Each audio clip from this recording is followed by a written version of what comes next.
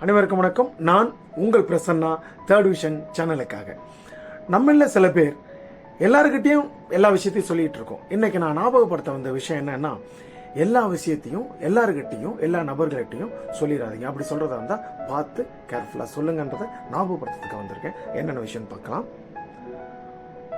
உங்களுடைய எதிர்கால திட்டத்தை எல்லாருக்கிட்டையும் சொல்ல வேண்டிய அவசியம் கிடையாது.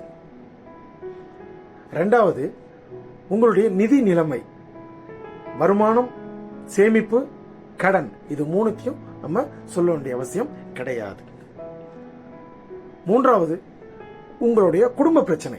உங்களுடைய குடும்ப பிரச்சனையை அவங்க கிட்ட சொல்றதுனால அதுக்கு ஒரு சொல்யூஷன் கிடைக்கும்னா சொல்லலாம்.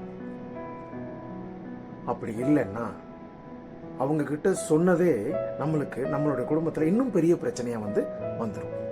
அதனால எல்லார்கிட்டையும் அதை சொல்ல வேண்டும். நாலாவது, உங்களுடைய பலவீனம்.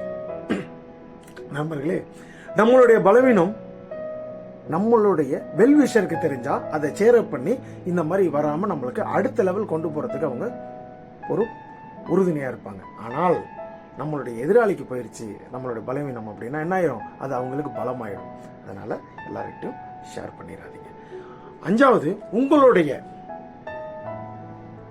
நல்லது செய்யக்கூடிய செயல் முக்கியம், அவசியம்.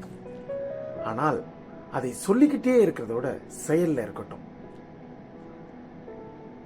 சரிங்களா? இன்னைக்கு நான் உங்களுக்கு சொல்ல வந்தது என்ன, எல்லாத்தையும் மறைச்சு வாழுங்க அப்படின்னு நான் உங்ககிட்ட சொல்லல. எல்லாத்தையும் மறைச்சு வாழுங்க நான் உங்ககிட்ட சொல்லல. சரியான நேரத்தில் சரியான நபர்கள்கிட்ட எவ்வளவு பகிரணும் அப்படிங்கிறது ஒரு புத்திசாலித்தனம் அப்படின்னு சொல்றதுக்காக வந்தேன். கண்டிப்பா நண்பர்களே, இது உங்க எல்லாருக்குமே பிடிச்சிருக்கும்னு நினைக்கிறேன். இந்த வீடியோ லைக் பண்ணுங்க, ஷேர் பண்ணுங்க. இந்த வீடியோ மாதிரி நிறைய பார்க்கணும், தொடர்ச்சியா வரணும் அப்படின்னு சொன்னா சப்ஸ்கிரைப் பண்ணுங்க. அதுவரை உங்களிடமிருந்து விடைபெறுவது உங்கள் பிரசன்னா, தேர்ட் விஷன் சேனலுக்காக. நன்றி, வணக்கம்.